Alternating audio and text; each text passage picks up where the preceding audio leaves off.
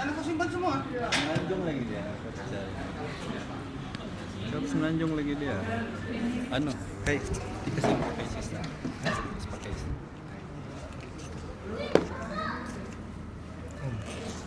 Makro. Sehat. Sehat. Alhamdulillah. Kau sehat? Alhamdulillah.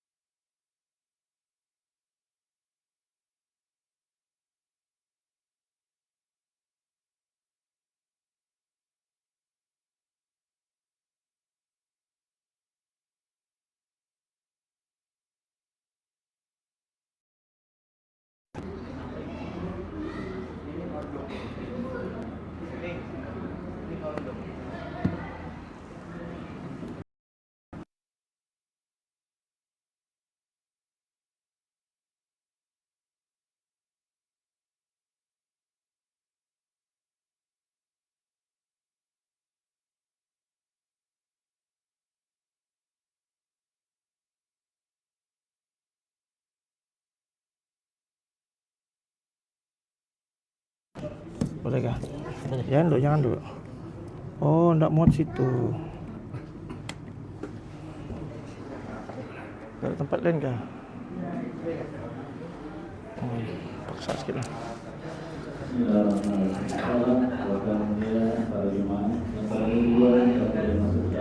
Sudah on. Yang umur 40-an atau sekali boleh masyarakat. Mudah-mudahan apa yang menyangka kalau melakukan masuk ibadah, jadi boleh rasa mungkin karena masalah kuliah kita. Jadi tajuk kuliah kita hari ini adalah syukur ataupun kufur. Di mana orang tahu apa maksud syukur mungkin tahu, tapi kufur itu banyak yang tak tahu. Jadi kita dengar, kita ambil manfaat dan kita sampaikan juga. Kalau ada TikTok bolehlah share dan trivia. Misalnya kita manfaatkan beberapa sumber yang kita paham insyaallah. Segala orangnya dipersilakan apa yang kuliah. Mana mic tadi tu?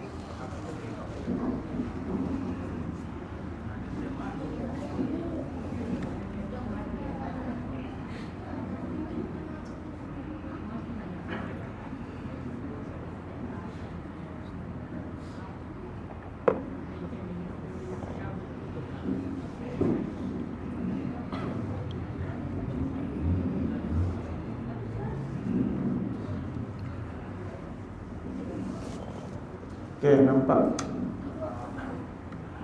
Baik, a'udzubillahi samil alim minasyaitonir rajim. Bismillahirrahmanirrahim. Alhamdulillahirabbil alamin.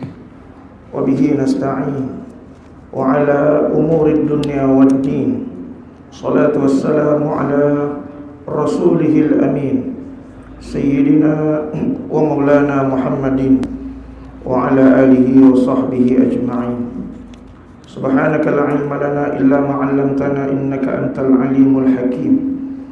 Rabbi shrah li sadri wa yassir li amri wahlul 'uqdatam min lisani yafqahu qawli. Rabbi zidni ilma warzuqni fahma. Amma ba'd. Tahiyyakum bitahiyatil Islam. Assalamualaikum warahmatullahi wabarakatuh.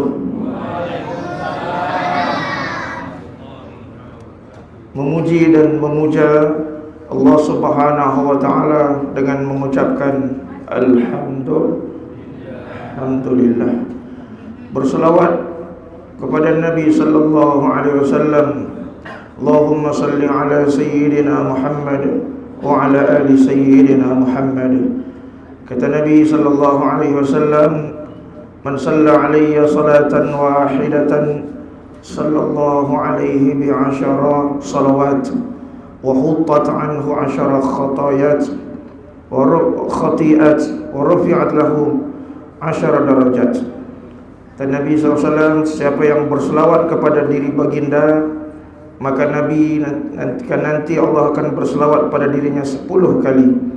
Allah akan menghapuskan dosa dan kesalahannya 10, dan Allah akan mengangkat darjatnya 10 tingkatan.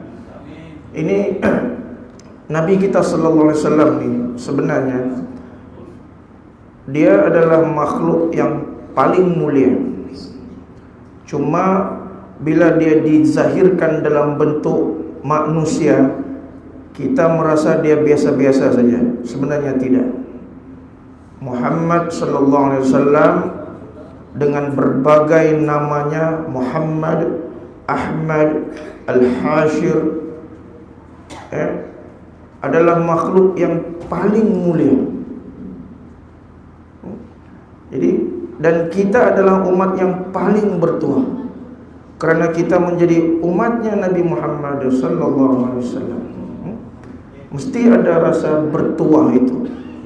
Barulah kita mungkin mudah-mudahan diizinkan untuk bertemu dengan Nabi sallallahu alaihi wasallam, berkumpul dan berkasih sayang di dalam syurganya, mudah-mudahan. Amin ya rabbal. Makanya saya ucapkan terima kasih kepada Masjid Nurul Rahman, Masjid Mawar ni, atas kesediaan untuk memberikan kita ruang menyampaikan tazkirah. Kasih pada Imam Jumain untuk memudah caranya, ahli jawatan kuasa seluruhnya, saya hormati pengurusi masjid, jawatan kuasa, muslimin muslimat, mudah-mudahan dirahmati Allah Subhanahu wa taala. Amin ya rabbal alamin. Mari luruskan niat, macam kusut betul niat itu. Mau bilang mau pergi masjid ke indah, macam dah ada makan semalam ni. Macam tu. Ada ni kata. Setiap perbuatan tergantung dengan niat. Ya, setiap perbuatan tergantung dengan niat. Niat itu tempatnya di dalam hati. Itu pandainya Imam Syafi'i. Imam Syafi'i ini pandai betul. Niat ini sebenarnya, kalau kita nak solat, kita mandi mau pergi masjid pun sebenarnya sudah dikira sebagai niat. Sebab niat letaknya di dalam hati. Ataupun kita pergi ambil wuduk, sebenarnya memang kita nak solat. Ataupun sudah berdiri atas sejadah, belum lagi mengucapkan usolli, memang nak solat dah tu. Dan kalau lafaz niat pun, saja aku sembahyang maghrib, tak payah sebut 3 rakaat pun tak apa. Sebab maghrib memang selama-lamanya 3 rakaat. Selama-lamanya. Jadi, kenapa Imam Syafi'i menyuruh kita supaya menyebutnya? Itu yang kita sebut usolli fardal maghribi salasa raka'atin ma'muman lillahi ta'ala, kerana dia menyadari pada zaman pada zaman yang begitu hebat dengan ilmu, dan orang-orang pun semuanya masih lagi ramai orang alim, pun kedapatan ramai orang yang sudah lalai daripada agama. Jadi dia berpandangan, kalau zaman aku orang sudah lupa agama, jauh daripada titian agama, apalagi orang di depan aku. Maka dia menyuruh kita menyebut di lidah usolli, niat itu, dengan harapan bila tersebut di lidah akan melekat dan membekas di dalam hati. Itu. Cuma kita ni tidak faham-faham. Kita menyusun niat itu. Usolli, usolli, usolli. Imam habis sudah Fatihah, Allah, Allah, Allah. Dia menyusun niat itu. Ya Allah, sengaja aku, tidak sengaja aku, menjadi imam, makmum pula aku. Jadi mudah-mudahan niat kita satu. Kata Nabi sallallahu alaihi wasallam, man salaka tariqan yaltamisu fihi ilman, sahalallahu lahu tariqan ilal jannah, Hari ini dia tahu ada kuliah maghrib, maka dia berhentikan sekejap urusannya karena dia nak menimba ilmu. Nanti Allah akan mudahkan dirinya masuk dalam syurga Allah, mudah-mudahan. Apakah cita-cita tertinggi bagi seorang umat Islam? Cita-cita tertingginya, ini pasang niat awal-awal, nak berjumpa dengan Allah SWT di dalam surga. Inilah kemuncak nikmat yang paling tinggi, melihat Allah Subhanahu wa taala. Macam mana tu? Berjumpa dengan Rasulullah sallallahu alaihi wasallam. Seitu kalau di rumah kita ada satu buku karangan Al-Imam Tirmizi, Syama'il Muhammadiyah. Kalau ada dalam rumah kita, sepertinya Rasulullah itu ada dalam rumah. Kitab Syama'il Muhammadiyah itu menceritakan detail bentuk, susuk, peribadi, tingkah laku Nabi SAW, detail.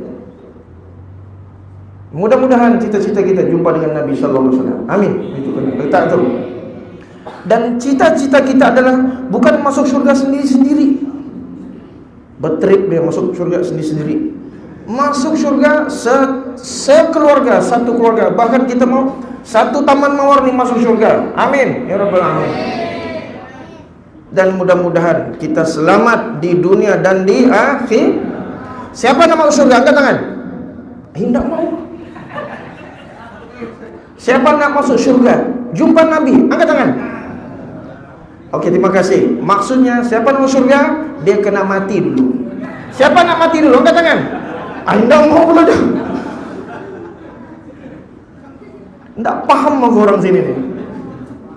Mau masuk syurga, mau sudah, mau mati dulu.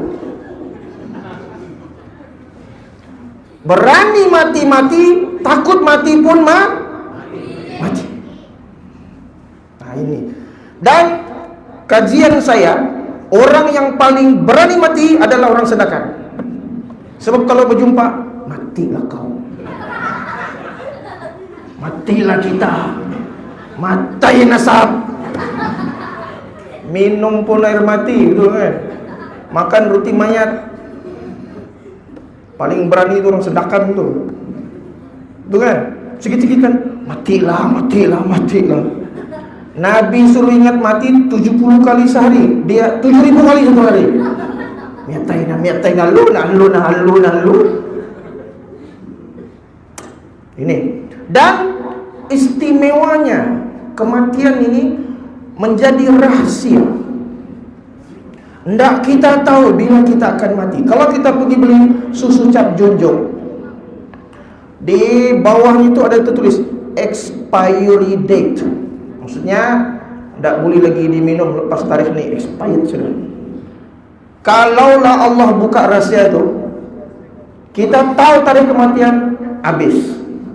Jumpa Imam Jumain. Assalamualaikum. Waalaikumsalam Ustaz. Apa kabar? Sehat? Bila meninggal? InsyaAllah minggu depan.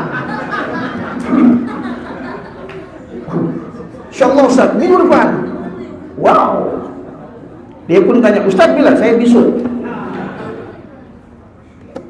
Kalau tahu tadi kematian, manusia akan hidup dalam duka cita. Tapi manusia tetap manusia. Bila disembunyikan tarikh kematian, tambiranglah pula. Merancang sepertinya dia hidup 1000 tahun lagi. Betul kan? Sedangkan dia lupa. Matanya sudah mula kabur-kabur, rambutnya sudah pandai gugur, giginya sudah luntur, baringnya tidak lagi kudrat, selalu di kasur. Sebenarnya tanda-tanda kematian sudah menghampirinya. Dan apakah tanda kematian yang paling jelas? Apa tanda kematian yang paling jelas? Bila telingamu sudah mendengar ada orang meninggal dunia, bermaksud standby, lepas ni kau pun akan meninggal dunia. Yang ini saya minta nanti balik semua print, simpan gambar. Pengurusi duluan. Nanti di print gambar bininya pula. Print nih, print, simpan siap-siap. Biasa tengok muka orang, tengok muka sendiri tu, baru ingat itu. Ya Allah, kenapa lah? Tak jadi mau sabung ayam, tak jadi. Tak jadi mau pergi jackpot, tak jadi. Cancel. Coba buat ni sekali-sekala. Kita mula dengan Jumain dulu malam ni. Takut dia. Sebab ada jadi imam takut ini. Coba. Sebab apa datang masjid? Untuk apa datang masjid? Untuk apa datang masjid? Tu niat tadi tu. Kalau kita tanya orang yang bekerja, rata-rata kawan-kawan yang bekerja, bila saya tanya dia, untuk apa kau bekerja? Bilangnya mau mencari rezeki, kasih makan mama bapak, kasih makan anak bini. Kalau niatmu hanya mencari rezeki, niat itu okey, tapi belum ada campur tangan Tuhan di dalamnya. Maka mesti niat, aku cari kerja untuk dapat rezeki yang halal, baru ada campur tangan Tuhan.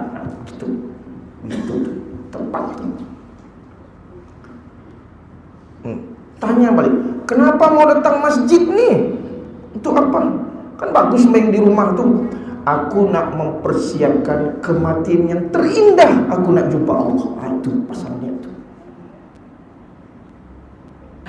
tu. Sebab itu tidak pernah ada istilahnya masa lapang dalam kamus kehidupan manusia. Dek gak kena cepu ni. Payurun joka-joka. Bercampur sudah.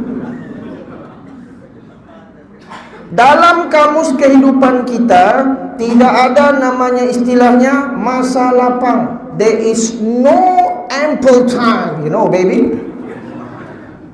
Malas aku cakap bahasa orang putih, tak kau faham. Masa lapang hanya menjadi lapang bila kita yang melapangkan waktu. Gitu. Sebab semua orang sibuk. Menelpon, bininya menelpon. Bang, kau free kan? Sibuk nih sayang, bukan juga sibuk, busy sikit. Sama lah tu. Bilakah masa yang paling sibuk bagi seorang manusia? Bukan ketika bekerja, bukan ketika ibadah, bukan ketika mencari rezeki. Nah, masa yang paling sibuk bagi dirimu adalah ketika engkau menghadap sakaratul maut. Situlah masa yang paling sibuk bertarung dengan nafas. Maka bila kita datang masjid, hendakku ingat doanya. Imam bacakan Allahumma, ya Allah, berikan aku kesudahan yang baik, kematian yang indah. Wala takhtim alaina bisu'il khatimah. Mudah-mudahan aku tidak mati mengejut, mati accident, mati dimakan biawak, mati dimakan buaya, mati yang memberikan manfaat. Dan harus cara engkau hidup di dunia adalah bayangan kepada cara kehidupanmu di akhirat nanti. Kalau hidup di dunia dengar azan pun sakit telinga, bahaya itu. Kata Nabi SAW, "May yuridillahu bihi khayra yufaqihuhu fid din." Sesiapa yang Allah mau dia jadi orang baik-baik, didekatkan dia dengan perkara-perkara keagamaan. Hari ini kalau ada orang tidak boleh baca Al-Quran satu hari, dia tak boleh baca Quran, dia tidak salah sebenarnya. Sebenarnya Allah tidak mau bercakap sama dia. Itu Allah tidak sudi mau bercakap sama dia.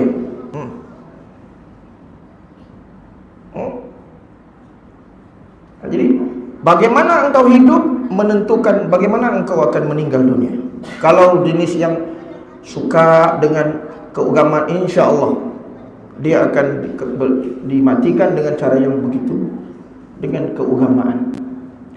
Kalau dia hidupnya dengan pergi clubbing siap kerjanya, ataupun menengok orang berlumba di Taman Indah itu malam-malam minggu, pakai kereta. Tengok macam mana cara kau hidup. Ya. Jadi tipsnya adalah siapkan dirimu. Kemana hala tuju hidupmu selepas ini, saudara dan saudari. Ya. Maka untuk apa kita dihidupkan? Kenapa kita dihantar kemari? Dalam jutaan-jutaan sperma itu, satu-satunya yang dapat menembusi ovum adalah kita. Maka kita dihantar ke dunia ini tidak lain tidak bukan wa ma khalaqtul jinna wal ins illa liya'budun. Tidak kuciptakan jin dan manusia melainkan untuk beribadah pada Allah. Maka kita diperintahkan untuk beramal amal yang saleh. Baik. Tajuk kita pada malam ini, adakah aku bersyukur ataupun aku kufur? Nabi Sulaiman alaihissalam, ketika Allah memberikan dia satu kerajaan yang hebat, kerajaan itu sebenarnya belum hebat sebenarnya. Kebolehan untuk memerintahkan jin, mengarahkan awan, bercakap dengan binatang, pada kita rasa kerajaan itu hebat. Sebenarnya belum hebat. Allah subhanahu wa ta'ala pernah memberikan offer kepada Nabi sallallahu alaihi wasallam Muhammad. Ya Muhammad, maukah engkau kuberikan kerajaan yang lebih hebat daripada Sulaiman? Nabi mau ke tidak? Nabi tak mau. Bezanya Sulaiman alaihissalam dengan Muhammad SAW adalah Nabi Sulaiman meminta kerajaan itu dan dia diberikan.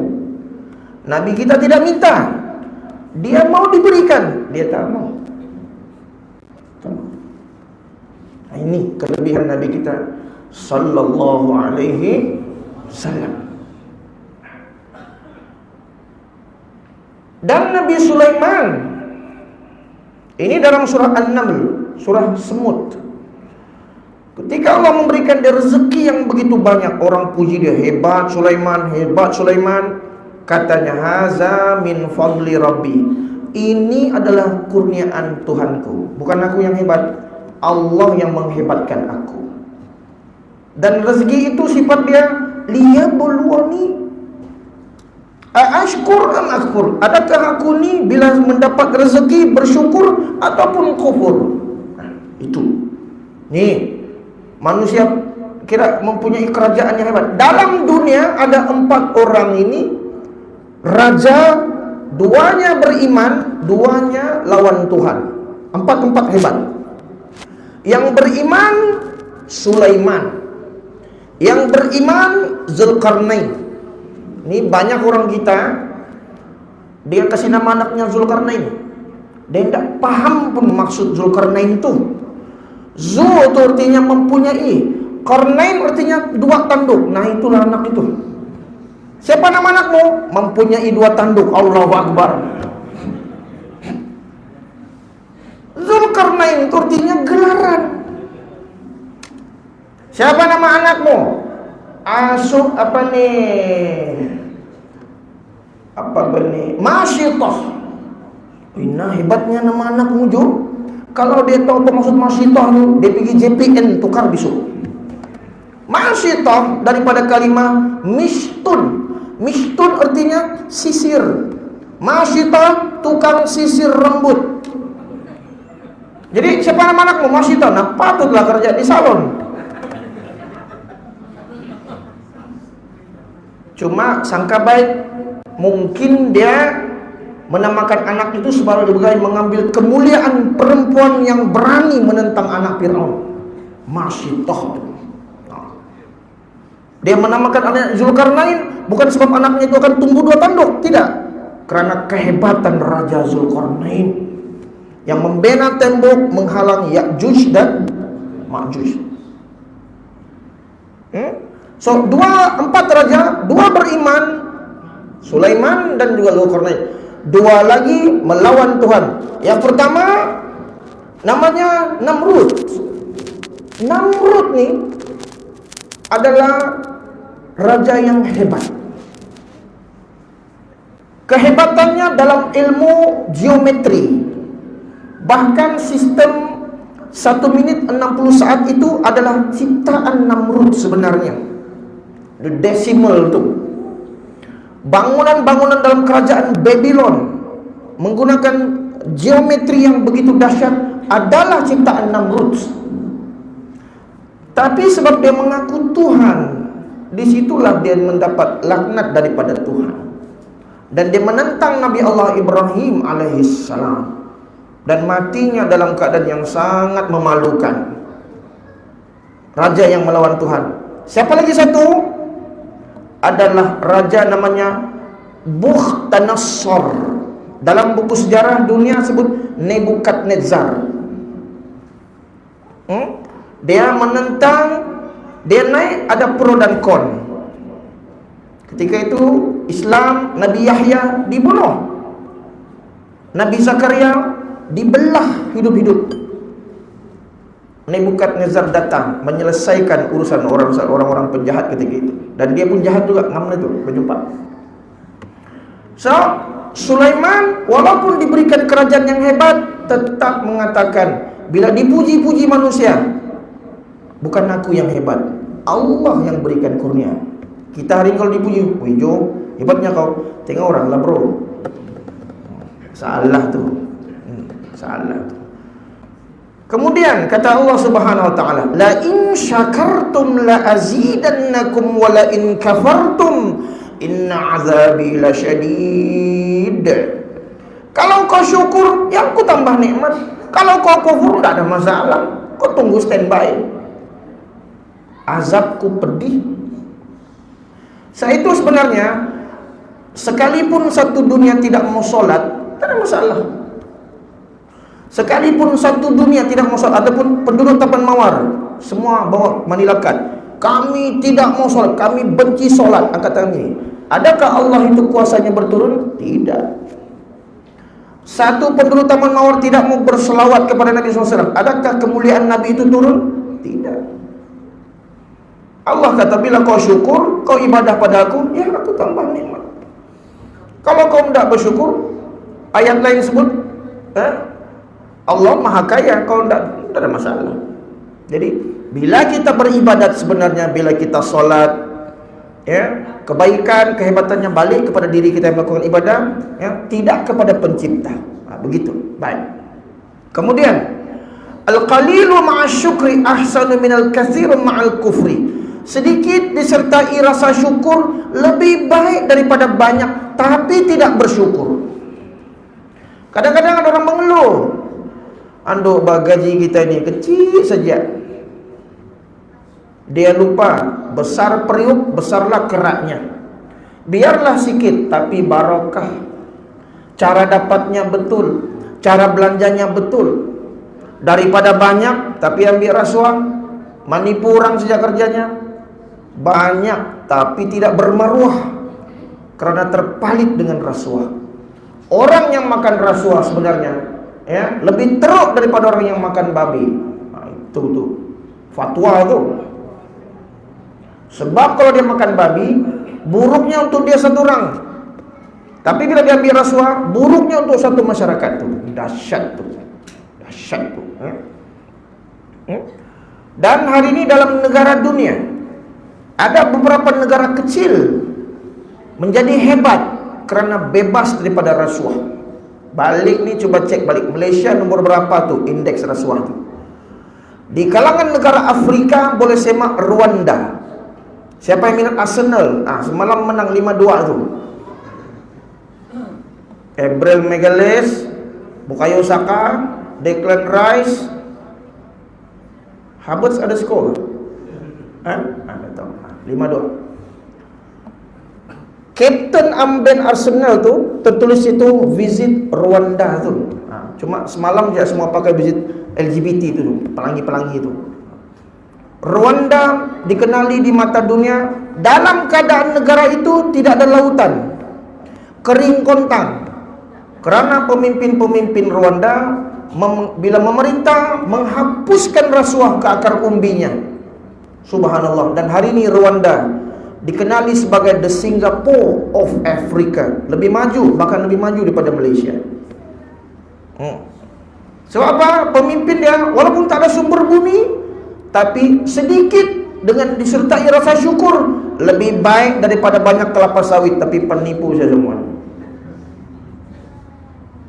Dapat projek banyak, 200.000, suruh buat pembaikan, buat beli cat 30.000, bagi-bagi sikit, lepas tu dah ada kualiti. Lepas tu pergi umrah, kononnya nak cuci. Ini masalah kita. Marah kontraktor. Sebab itu Nabi ajarkan satu doa, Allahumma a'inni ala zikrika wa syukrika wa husni ibadati. Tidak ada satu orang pun yang boleh beri jaminan dia akan ingat Allah 24 jam sehari. Dah. Tak ada. Sini Nabi susah, payah tu. Sebab itu kita minta Allah bantu kita untuk ingat dirinya. Sebab itu dalam banyak-banyak ibadat, kalau kita nak rumuskan, ada bacaan doa, ada zikir, ada tasbih, ada selawat, ada istighfar. Ibadat yang mengumpulkan semua ini adalah solat. Aqimis solat tali zikri. Kata Allah, kau dirikan solat, kau akan ingat aku. Jadi krisis utama kita hari ini adalah kita negara yang mewah, tapi kerana tidak bersyukur, rakyatnya tidak mendirikan solat. Dan purata rakyat Malaysia Islam yang tidak mendirikan solat sangat tinggi. Saat itu hari ini kita dihinakan Allah Subhanahu wa ta'ala. Kemudian, bantu aku ya Allah untuk mensyukuri nikmat-Mu. Bagaimana syukur bisa hadir dalam kehidupan? Syukur, rasa syukur hanya akan hadir bila engkau mencuba membandingkan dirimu dengan orang yang di bawah daripada dirimu.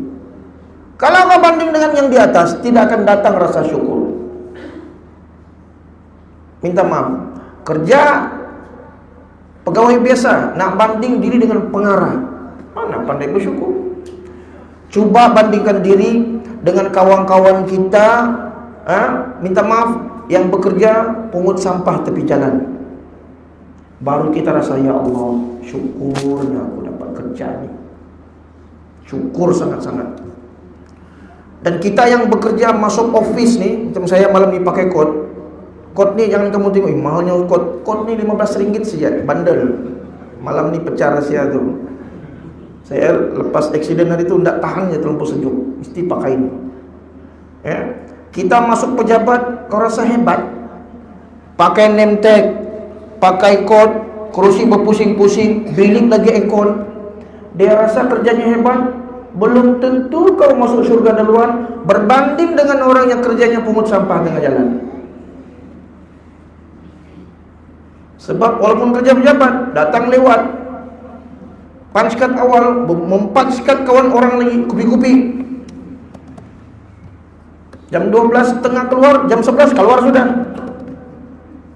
Lepas itu jam 3.30, jam 4 baru balik pejabat, pura-pura buat kerja, sebab setengah jam lagi mau pulang. Hilang keberkatan. Hilang keberkatan. Saya buat satu program motivasi, SK Saint Monica. Saint Monica tu sekolah cemerlang tu. Masa tu UPSR masih ada. Buat ceramah motivasi UPSR. Satu-satu ni aku tanya bapak dorang, kau bapakmu kerja apa bapakmu? Polis. Wow. Oh, apa bapakmu? Lawyer. Kau peguam. Sama lah itu. Kau ini doktor. Kalau doktor master. Doktor. Semua bagi tahu. Ada satu budak, kau bapakmu kerja apa? Mati sudah bapak. Ya, mati sudah bapak saya. Baru kawannya sebelah mengasih tahu, masih hidup bapaknya. Dia teori psikologi begini tuan ya. Makin rendah nada suara yang digunakan menyampaikan satu message, makin penting message itu. Di mana kita makan malam ni? Ataupun kita bilang, ada makan ke malam ni? Yang mendengar itu pun, dah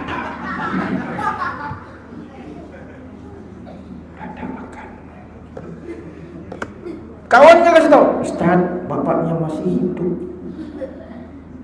Saya tanya balik, bapakmu hidup kah? Mati sudah? Masih hidup Ustaz. Kenapa kau bilang mati? Rupa-rupanya tuan-tuan, nah ini real case ya. Dia malu dengan pekerjaan bapaknya. Kenapa malu? Sebab kalau dia limpas di sekolah itu setiap kelas, asal dia limpas, semua orang begini. Bapaknya kerja pungut sampah MPS itu. Ini budaya bully nih. Dia stres, tekanan dia. Asal limpasnya semua begini. Babau. Maksudnya dia malu. Saya kata, Dek, jangan kau malu.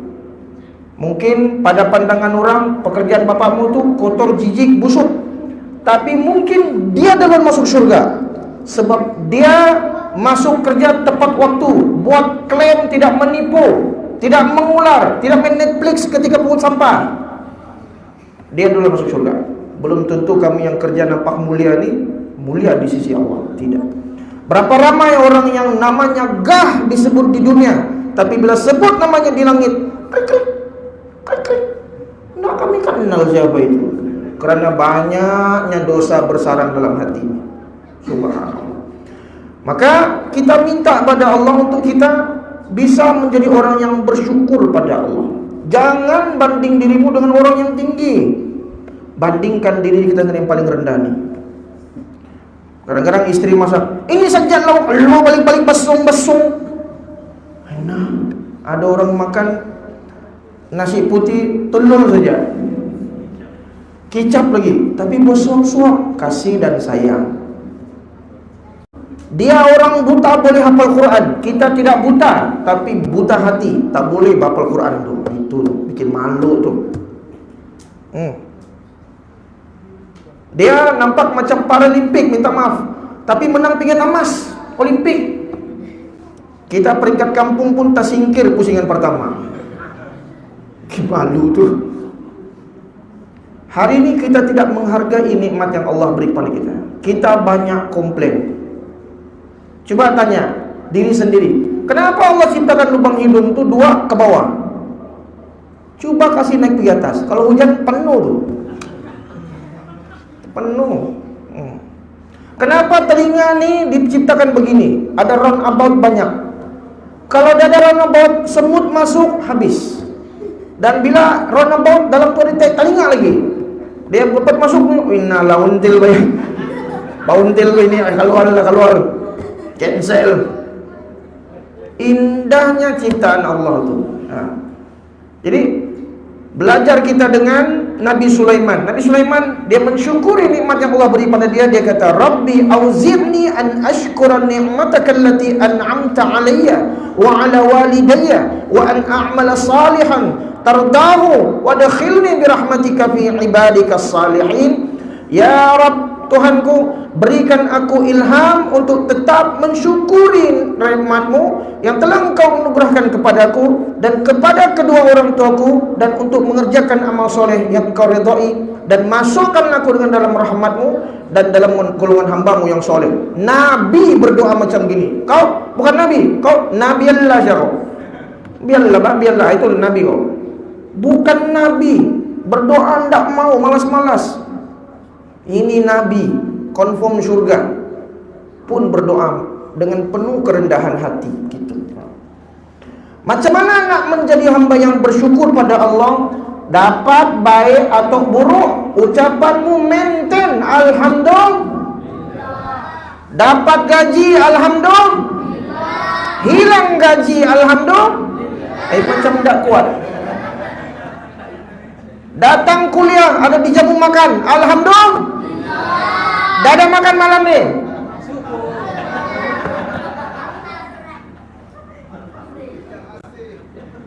Dapat laki soleh alhamdulillah. Laki kawin lagi alhamdulillah. Di sebelah itu begini, Ramai orang bila dapat nikmat boleh senang dengan mudah alhamdulillah. Bila hilang nikmat belum tentu boleh cakap alhamdulillah. Betul tidak? Contoh, satu pasangan nikah 10 tahun. Nikah 10 tahun dah ada anak. Tiba-tiba Allah berikan anak. Saya tanya, gembira tak pasangan tu? Gembira kan? Baru 1 minggu umur anak tu meninggal dunia. Sama tak mukanya macam masa lahir itu? Sama ke tidak? Tak sama. Kita hari gaji cek, Wina sudah sign SSPA, gaji baru bayans. Cek di sini, baik, masuk surat. Pergi bank, cucuk di rumpak orang.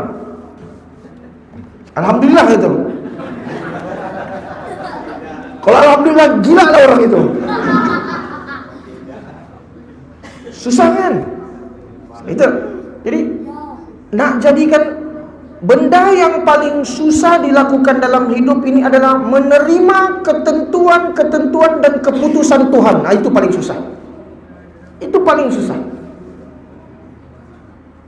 Kita boleh sebut rukun iman 6 perkara, beriman pada Allah, beriman pada kita, beriman pada Rasul, beriman pada kiamat, beriman qada dan kadar tu walaupun di hujung susah nak buat. Susah nak buat. Kita hanya menerima takdir yang baik-baik saja. Yang buruk-buruk belum tentu kita boleh kata. Susah ni. Itu ucapan alhamdulillah ni sengaja diletakkan dalam suratul Fatihah. Kalau belajar hukum bahasa Arab dia, sepatutnya tak boleh alhamdulillah tu. Sepatutnya hamdan lillah. Tapi diletakkan alhamdulillah. Why? Tu. Jadi mudah-mudahan lepas ni dapat nikmat alhamdulillah, hilang nikmat pun alhamdulillah. Alhamdulillah. Macam mana lagi cara kita nak jadi hamba yang bersyukur ni? Bila beribadah, menjadikan ibadah itu buatnya sungguh-sungguh. Kalau cincai tak payah buat lah. Buat ibadat sungguh-sungguh, sembahyang sungguh-sungguh. Cuba datangkan, hadirkan rasa khusyuk, pahamkan apa di makna. Kalau mengaji, ngaji betul-betul.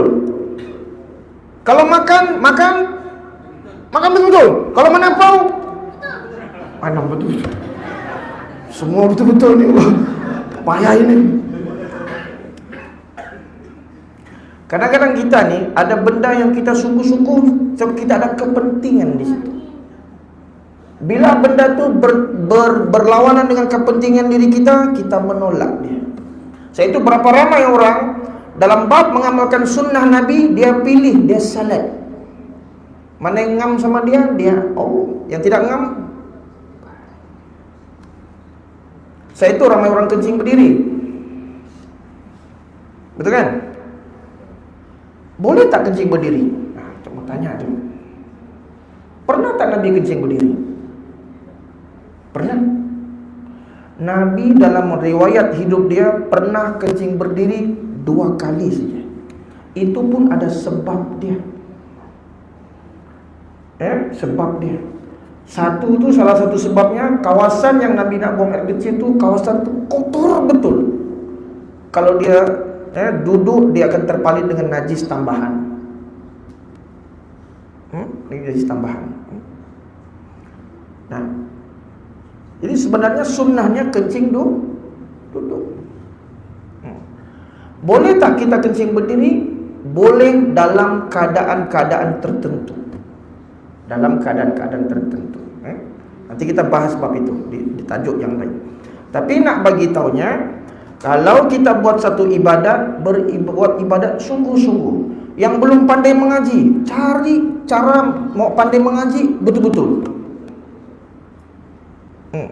Bila kita buat satu pekerjaan bersungguh-sungguh, insya-Allah berjaya. Mau jadi kaki pancing, belajar sampai menjumpai ini. Tahu dia takat di mana. Menyalambau, lasas membawa balik belai saja. Contoh, tahu dia semua, pandai dia. Macam mana nak jadi hamba yang bersyukur lagi adalah menjauhi maksiat dan perkara-perkara yang mendatangkan dosa. Saya itu tundukkan pandangan. Kalau nafsu terlampau membara, cuba berpuasa. Ataupun sebenarnya datang masjid pun sedang menghapuskan dosa. Cari sahabat-sahabat lingkungan yang membawa kepada kebaikan. Dengan cara itu kita akan tidak terjebak ke kancah kemaksiatan. Itu tujuan kita dihidupkan di muka bumi ini dua saja sebenarnya. Yang pertama, selagi nyawa dikandung badan, mencuba sedaya upaya mengumpulkan pahala sebanyak-banyaknya. Dan yang kedua adalah mencuba untuk sedaya upaya kembali kepada Tuhan dalam keadaan tidak ada dosa langsung. Itu tujuan hidup sebenarnya itu. Ya, dan orang Islam kita akan balik ke surga Allah. Amin ya rabbal alamin. Sebab Allah bila buat satu kebaikan dibalas dengan 10 ganjaran pahala. Bila buat satu dosa, buat dulu itu pun satu dosa. Kalau bertaubat, hapus. InsyaAllah.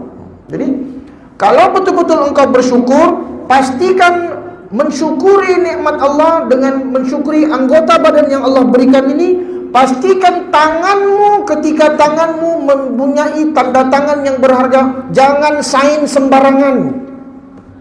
Tengok ni Wina, keluar gak Benip, keluar gak pesap, keluar gak lulus.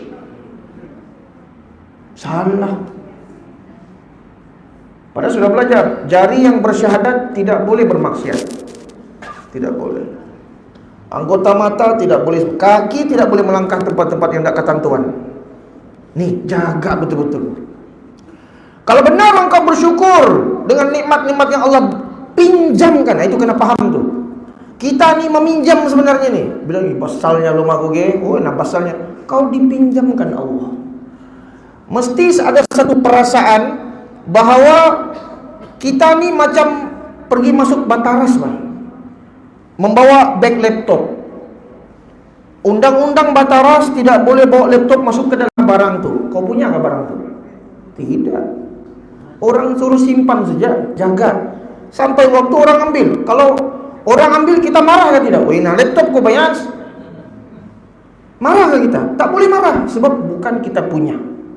Saya itu bila jadi hamba yang bersyukur, bila Allah tarik satu nikmat, sabar. Sabar nih cakap senang, buatnya belum tentu. Kalau kawan saya tuh dia kata sabar nih ada 3 Ustaz. Apa? Yang pertama sabar, oke. Yang kedua sabaria dia bilang. Yang ketiga Sabarudin. Sabar nih susah.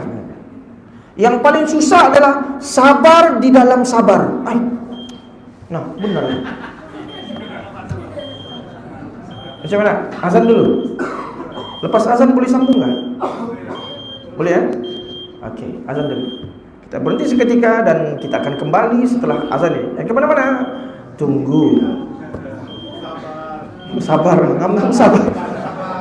Ngam-ngam sabar itu. Silakan. Bismillah.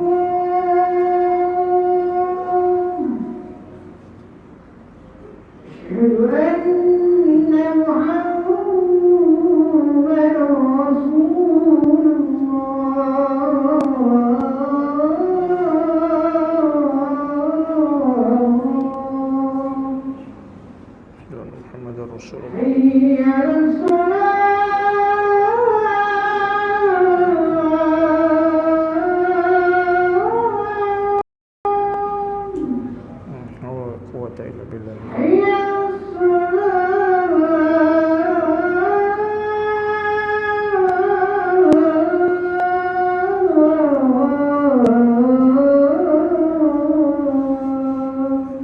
La haula wala quwwata illa billah.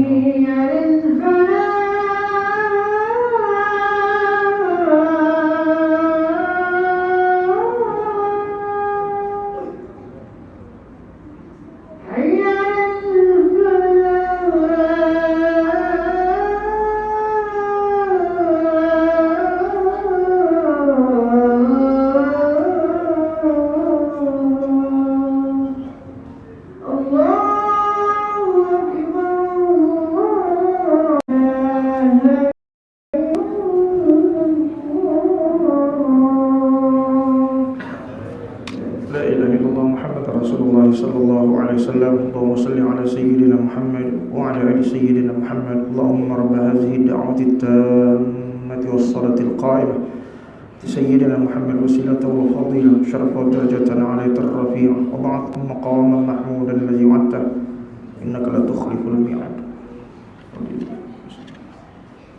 الحمد لله والصلاة والسلام على رسول الله وعلى آله وعلى أما بعد. Masih baik sekarang tajuk sabar. Nabi Musa tidak sabar, tampar orang meninggal dunia. Nabi Musa itu. Oke, so sabar ini sebenarnya ada 3. Yang pertama, sabar ketika dilanda ujian dan musibah. Itu saya tak tahu kalau Jahil sudah keluarkan surat arahan. Kami di pendidikan sudah dapat surat arahan untuk melaksanakan sholat hajat untuk mangsa banjir di Pantai Timur, ya. Mungkin nanti ada surat arahan daripada Jahil ya untuk masjid melaksanakan sholat hajat. Mohon supaya Allah memberikan perlindungan kepada sahabat-sahabat rakyat Malaysia di Kelantan, Terengganu, Pantai Timur, ya. So, dalam sabar yang pertama adalah ketika dilanda ujian. Bila dilanda kebakaran, kelaparan, kehilangan tempat pekerjaan, meninggal orang yang tersayang, hilang puncak pendapatan. Bila engkau bisa sabar, kata Allah, wa basyiril sabirin alladzina idza asabathum musibatun qalu inna lillahi wa inna ilaihi raji'un. Bila sabar, Allah berikan kabar gembira kepada orang-orang yang sabar. Yang mereka itu ketika dilanda ujian musibah, mereka cepat-cepat mengatakan, inna lillah, kami milik Allah, wa inna ilaihi raji'un, kami akan kembali pada Allah. Bila ada musibah, kita bersabar, itu sabar yang paling rendah. Sabar label yang kedua adalah sabar melawan hawa nafsu. Ini susah. Sebab itu walaupun bulan Ramadan hampir tiba, sebenarnya bila bulan Ramadan, syaitan dia bukan dibelenggu di rantai, dia pergi holiday sebenarnya, cuti rehat. Sebab dia telah tren 11 bulan ada anak buah dia dalam hatimu, itulah nafsu. Nafsu itu sebenarnya okey, yang bahaya adalah hawa nafsu. Sebab kalau ada nafsu, tidak beranak bini kita. Kalau ada nafsu, tidak boleh kita makan sedap-sedap. Nafsu okey, yang bahaya adalah hawa nafsu itu. Itu dalam sejarah, lipatan sejarah, ada seorang nabi yang bertarung dengan hawa nafsunya. Itulah Nabi Yusuf alaihi salam. Dan dia sebenarnya terjerumus dalam godaan perempuan itu. Dia hampir terjerumus. Dan ketika dia hampir lemas dalam godaan itu, dia meminta pertolongan daripada Allah. Allah yang menyelamatkan dirinya. Dan berlaku mukjizat yang hebat. Menjadilah bayi yang bercakap pada ketika itu menjadi salah satu daripada 10 bayi yang boleh bercakap ketika usia bayi. Bayi itu ditanya menjadi saksi. Kalau bajunya Yusuf kuyak daripada depan, bermaksud Yusuf bersalah mencuba untuk merogol perempuan ini, dan perempuan itu benar. Tapi kalau bajunya qudda min duburihi, kuyak dari belakang, bermaksud Yusuf benar, perempuan itu salah. Bila tengok tu, aing lagi kuyak daripada belakang. Selamat Yusuf pun gitu, sebab tutup malu. Yusuf meminta untuk dipenjarakan. Pertarungan menentang hawa nafsu susah ni sebenarnya, payah. Ya. Jadi ini adalah sabar yang kedua, dan sabar yang paling tinggi adalah sabar ketika melaksanakan ibadat dan ketaatan pada Allah. Macam yang tuan-tuan sedang buat sekarang ni. Alhamdulillah. Susahnya mau bangun subuh, betul ke tidak? Payah tu. Susahnya. Ingat, senang kan mula-mula mau datang pergi sini ni? Mau mula-mula jadi jemaah, senang kan? Susah tu. Mau melangkah tu pertama tu, berat tu. Tapi sudah lama-lama, alhamdulillah, ada jemaah, ada kawan-kawan semua. Dan setiap masjid saya tahu sudah. Memang beliau tu, kalau jangan cek lah, memang situ saya tengok. Macam Uncle Jai, situ-situ saya tahu. Ada masjid lain, beliau tu situ. Kalau kau ambil, siaplah. Dia memang sudah cot. Mudah-mudahan masuk syurga kita ramah-ramah. Itu sabar yang paling tinggi adalah sabar ketika melaksanakan ibadah, ketika solat, ketika baca Quran, ketika ini benda yang paling susah sebenarnya. Dan kita alhamdulillah berjaya laksanakan. Mudah-mudahan istiqamah. Kemudian, bagaimana nak jadi hamba yang sentiasa bersyukur dan tidak kufur adalah jangan pernah bosan untuk buat baik sesama manusia. Jangan pernah bosan. Kata Nabi sallallahu alaihi wasallam, ittaqillaha haitsuma kunta wattabi' sayyi'atal hasanat tamhuha wa khaliqin nas bi khulqin hasanin. Kata Nabi sallallahu alaihi wasallam, bertakwalah kamu kepada Allah di mana saja kamu berada dan balaslah keburukan dengan kebaikan. Ini susah nih. Kalau satu orang buat baik dengan kita, kita balas dengan kebaikan, itu biasa saja. Biasa. Dia bagi kita kuih, kita bagi dia kuih. Biasa. Kalau dia buat kejahatan, kita balas dengan kejahatan, itu namanya balas dendam, pendendam. Kalau dia buat kebaikan, kita buat kejahatan, itu namanya zalim. Tapi yang paling mulia adalah bila dia buat kejahatan, kita balas dengan kebaikan. Itulah namanya akhlak mulia. Itu akhlak mulia itu. Macam orang sembahyang. Kalau habis sembahyang dia mau berdoa, sedangkan solat itu adalah doa.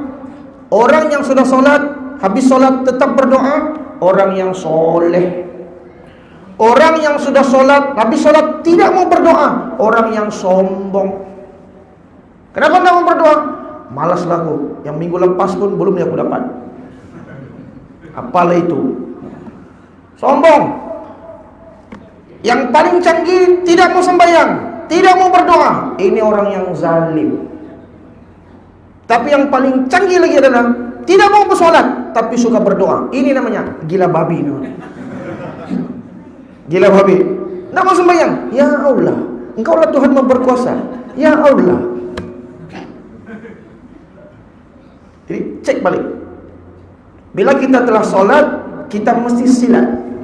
Bukan bersilat begitu tuh. Orang yang sudah solat mesti pandai bersilat. Ada yang bilang, saya tidak silat kau bang, saya kungfu. Bukan. Solat artinya hubungan kepada Tuhan. Silat artinya silaturahmi. Baik dengan Tuhan, baik juga dengan manusia. Sebab itu saya puji masjidnya, demi Allah. Banyak masjid saya pergi. Di sini antara masjid yang kawalan budak-budaknya the best, one of the best in Sandakan. Jangan tepuk tangan masjid. Kalau di Masrah, la ilaha illallah. Aku mau tukar nama taman tuh, bukan Taman Masrah, Taman Tidak Masrah. Allahu Akbar. Kena pikir nih, macam mana nak pikat budak-budak ni supaya datang masjid ramai-ramai tapi jaga akhlak. Itu anak-anak kita ni jangan pesan dia jadi baik di rumah orang. Pesan dia jadi baik di rumah kita dulu. Nanti bapak mau bawa kau pergi open house, di sana tuh jangan kau melompatan. Jangan kau kasih pecah cermin, jangan. Pesan siap-siap. Jangan sudah pergi rumah orang, pecah sudah cermin dengan mangkuk. Nah, kan sudah aku pesan, lambat kau. Nah, pesan siap-siap. Saya ucap tahniah lah. Masjid Nurul Rahman, one of the best in Sandakan in terms of controlling their children coming to the mosque. Mau puji pakai bahasa Inggris tu. Bahasa Arab kan? Ana urahibu al-aulad allati ta'tina ila al-masajid bil akhlaqil karimah. Insyaallah walhamdulillah. Bahasa apa lagi? Sebut saja syukran. Macam mana nak jadi hamba yang bersyukur lagi? Banyak-banyak menghitung silap diri sendiri. Jangan sibuk mengira silap orang lain. Balik-balik datang masjid, ada orang datang masjid kerjaan yang mencari salah. Bucur, busuk. Dia datang masjid pakai mata lalat. Lalat tetap mencari tai walaupun di tempat yang ada wangi-wangi. Matanya itu. Bukan dia itu bukan lalat, dia macam tai orang lain itu. Kasar segitu. Datang masjid pakai mata lebah. Walaupun di tempat yang kotor tetap mencari yang indah-indah. Kau pergi mana bang? Saya penyengat hari ini.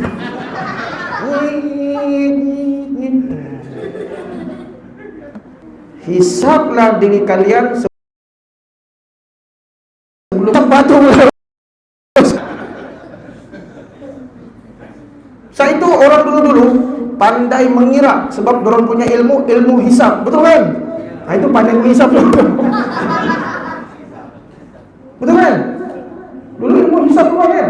Hisap tu perkataan bahasa Arab tu. Bahasa Arab tu. Ini perkataan bahasa Arab sebenarnya sudah banyak jadi bahasa Inggris tapi orang tak tahu. Contoh, alfabet. Alfabet tu sebenarnya alif bata itu. Tapi dikasih jadi Arab, di Inggris jadi alfabet. Ya Allah, padahal macam main catur kan, checkmate kan. Checkmate tu daripada kalimah Arab syekh mat. Syekh tua, mat mati. Sudah tua mati lah dia. Betul kan? Kita sudah langkah mati kau punya king, checkmate. Padahal syekh mat, tua mati. Apa lagi? Abjad. Abjad itu sebenarnya perkiraan nombor. Abjad kan? Orang Arab kira nombor dia guna alif ba jim dal. Jadi alif ba jim dal abjad itu. Nah, ini banyak sudah disalahkan. Baik, so sebelum kau sibuk mengira kesilapan orang lain, sibuk kira diri sendiri dulu. Saya sendirilah kira banyak la ilaha illallah. Hitung istighfar, hitung istighfar. Baik. So sesuai dengan tajuk malam ni, mari kita fokus balik kerja kita sebagai pemimpin. Kalau tidak pun dalam masyarakat, kepada diri sendiri dan kepada keluarga, setiap kita adalah pemimpin dan kita akan ditanya, dipertanggungjawabkan di hadapan Allah. Kita akan berdiri dalam masyarakat ini. Tengok peranan kita masing-masing tak sama. Ya. Dan apa tugas kita yang paling utama sebenarnya? Kalau kita benar jadi hamba yang bersyukur pada Allah adalah ya ayyuhallazina amanu qu anfusakum wa ahlikum nara wa quduhan nas wal hijarah. Ya Allah, orang-orang beriman, peliharalah dirimu dan keluargamu daripada api neraka. Bahan bakarnya adalah manusia dan batu. Bahan bakar ada 3. Yang pertama manusia yang kafir, yang kedua batu, yang ketiga jin kafir. Jin kafir. Okay. Kemudian kena banyak-banyak doa dengan Allah, jauhkan daripada api neraka. So, apa kita nak buat?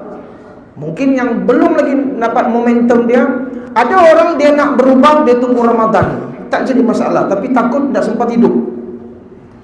So, titik kepada poin penting kuliah malam ini adalah perubahan. Change. Inilah ibadat yang paling susah. Ibadat yang paling susah bukan solat, bukan Quran, bukan puasa, bukan zakat, bukan haji. Ibadat yang paling susah bagi seorang hamba Allah adalah mencuba merubah dirinya sendiri. Dulu tak solat, datang solat. Sudah solat dulu lewat waktu, tepat waktu.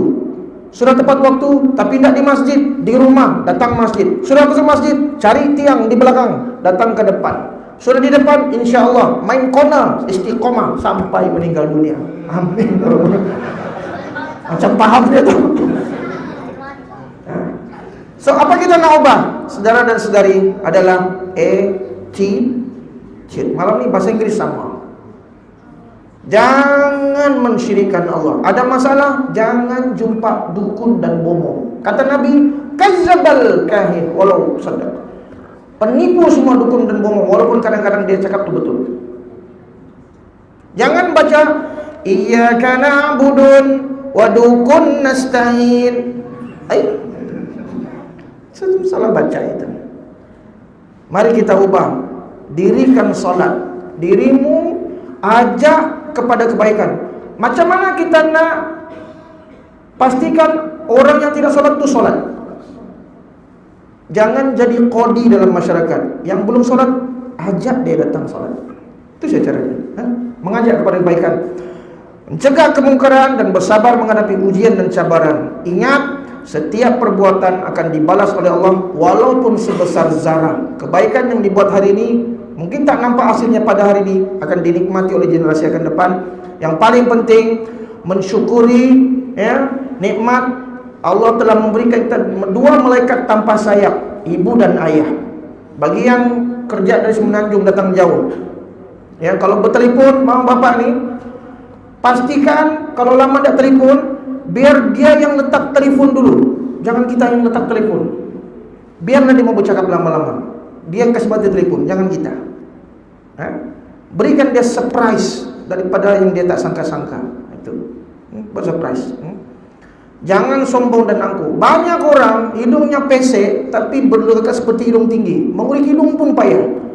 Tambirang, la ilaha illallah. Kenapa orang sombong? Mungkin keturunannya dia rasa mulia, hartanya banyak, jabatannya tinggi, ilmunya hebat. Tidak. Semuanya milik Allah. Mari kita melabur untuk masa depan. Melaburlah pada masa depan dengan anak-anak anda, meningkatkan amal soleh dan ibadat. Dan mudah-mudahan bila jadi hamba yang bersyukur, tidak kufur kepada Allah, akan terukir satu senyuman yang paling manis. Apa senyum paling manis? Saat ditimpa ujian, katakanlah, ya Allah, aku redha dengan apa yang kau takdirkan untukku, lantas tersenyumlah. Bila datang masalah, jangan sebut, ya Allah, aku ada masalah yang besar. Tapi katakan, wahai masalah, aku punya Allah yang maha besar. Masya Allah. Jadi tak ada lain, tak ada caranya adalah hanya dengan mengingati Allah, hati akan menjadi tenang. Tempat paling tenang adalah masjid. Itu tempat yang paling dicintai Allah adalah masjid. Tempat paling dibenci Allah adalah pasar. Sebenarnya tempat yang paling dibenci Allah adalah bila kita menjadikan masjid seperti pasar. Datang masjid, dengki-dengki, benci-benci, geram, angkat takbir, Allahu Akbar. Sabarlah pula dia. Baru siapa tumbuk tadi di luar. Kecil besar saja ni. Salam pun tak mau. Itu perangai pasar tu bawa pergi masjid. Mudah-mudahan yang hadir pada malam ni semuanya Allah berikan hati yang tenang dan sejahtera. Amin ya rabbal alamin. Kita tutup dengan bacaan doa. Bismillahirrahmanirrahim. Alhamdulillahirabbil alamin. Allahumma fa'na bima 'allamtana wa 'allimna bima yanfa'una. Rabbana atina fid dunya hasanah wa fil akhirati hasanah wa qina azabannar. Sallallahu ala sayyidina Muhammad wa ala alihi wa sahbihi wa baraka wasallam. Walhamdulillahirabbil alamin. Sekian, wabillahil hidayah wat taufiq. Assalamualaikum warahmatullahi wabarakatuh.